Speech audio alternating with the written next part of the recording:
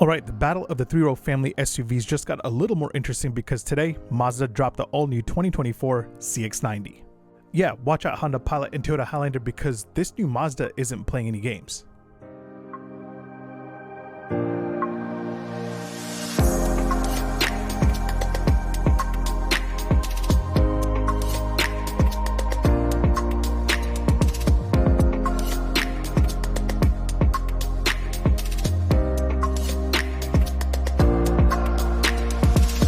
So yeah, in my opinion, the Honda Pilot and the Toyota Highlander started to get a little bit complacent, and it was only a matter of time before somebody came along to wake them up. First, it was the Hyundai Palisade and the Kia Telluride, both of which quickly gained an insane amount of popularity. I just recently reviewed both the Palisade and the Telluride, and let me tell you, those are as close as you can get to a luxury SUV as possible without the luxury vehicle price tags. And now, in comes the 2024 Mazda CX-90 to raise that benchmark even further. Today will go down as the day where Mazda was like, here bro, hold my drink, I got this. I mean, just look at this thing. It looks outstanding and that interior looks gorgeous. Now, I was going to be out in Malibu for the actual in-person debut of the CX-90, but I decided to skip it because I just had baby number 2, so I'm in here in the studio bringing you all the details. But that said, I will be going out in the future for the drive event. Now, you may be like, chill out, this is just another Mazda, but no, this is not just another Mazda. And the thing that makes this so exciting isn't the stylish exterior or the luxurious interior, it's what you have under the hood. So you have two engine choices for the new CX-90. The first is a 3.3-liter inline 6-cylinder turbo. It's called eSky Active, and it also has M Hybrid Boost, which is just Mazda's way of saying it has a mild hybrid system. But guess what? This engine makes the highest horsepower and torque from a mass production gasoline engine by Mazda. You have 340 horsepower and 369 pound-feet of torque. Not to mention, the CX-90 is built on an all-new Mazda platform that features a front-engine rear-wheel drive bias layout to elevate Mazda's signature driving performance. Checkmate, mic drop right there, because none of the competition even comes close to those numbers. Those are luxury segment numbers right there. But it gets better. The second choice you have is a 2.5-liter 4-cylinder engine with a plug-in hybrid setup that makes a total of 323 horsepower and 369 pound-feet of torque. You have a 17.8 kilowatt lithium-ion battery pack, which should give you an all-electric driving range of 35 miles on a full charge and a total range that should be close to 500 miles. And no matter which CX-90 you go for, both come paired with an all-new 8-speed automatic transmission. Again, these numbers aren't competing with the mass-market automotive brands. The CX-90 is straight up going after the luxury segment, and Mazda has always been that brand that sits in between the mass-market brands and the luxury brands. I think this will be going right up against the Acura MDX, the Lexus RX, and even the Volvo XC90. Now, if that price tag remains in the range of a Honda Pilot or a Toyota Highlander, Mazda is definitely taking over. That said, let's get into talking about this interior.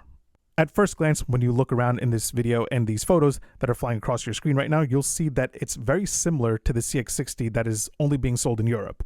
It looks very, very upscale, and of course, I'm pretty sure it feels very upscale because Mazda has always been a step above the rest of the brands in this price range. You'll have Nappa leather on the higher trims of the CX-90 along with this new style of fabric on the dash with hanging stitches. That look is apparently inspired by a method of handbook binding, which is an intricate Japanese technique, but yeah, I think it looks great. And relax before you go and comment and say that he said luxury and cloth in the same sentence. The Range Rover Sport, the new one, has cloth all over its door panels. It's apparently the new luxury thing to do these days.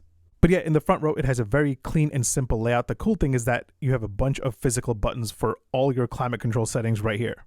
Depending on the trim you go for, you get heated and cooled front seats along with the heated steering wheel. Right below that, the center console also has a really clean layout, and I really like the look of that shifter. And while BMW is out here getting rid of the iDrive controller, Mazda seems to be sticking with it. Right in front of the shifter, you'll have a wireless charger, which, of course, I'm guessing will be optional.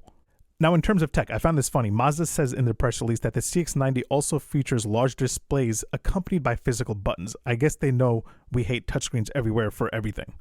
But yeah, you have a larger 12.3-inch center display, which, of course, in good old Mazda fashion, is probably still not a touchscreen unless you're in operating Apple CarPlay or Android Auto.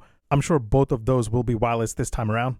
But yeah, the infotainment seems to have the same old design. Nothing too new or too fancy, which is a little disappointing. I would have loved to seen a more graphical upgrade to the infotainment system. That said, you do have a new digital gauge cluster display that looks to be pretty sharp and informative, but again, doesn't look like you have a full screen map view or anything like that.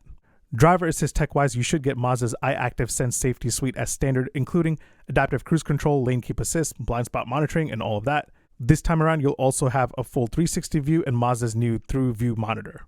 Now, in terms of legroom in the second and third row, I can't tell you how that feels since I'm not out there, but I'm guessing it will be pretty competitive since the CX-90 is longer and wider than the CX-9.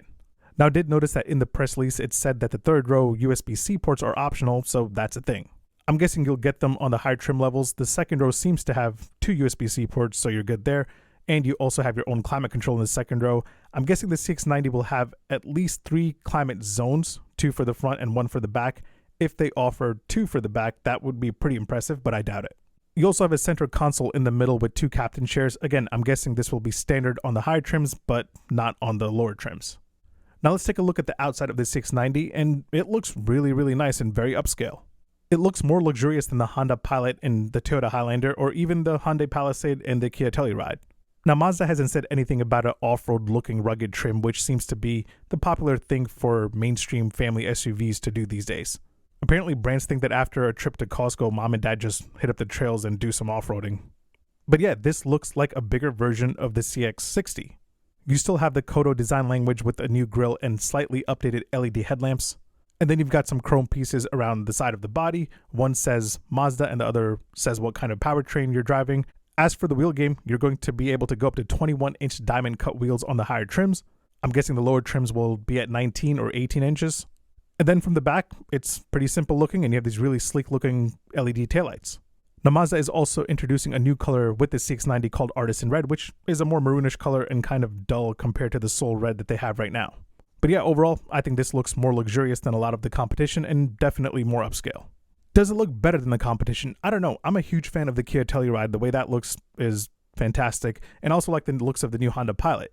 Mazda is kind of more about that subtle luxury look.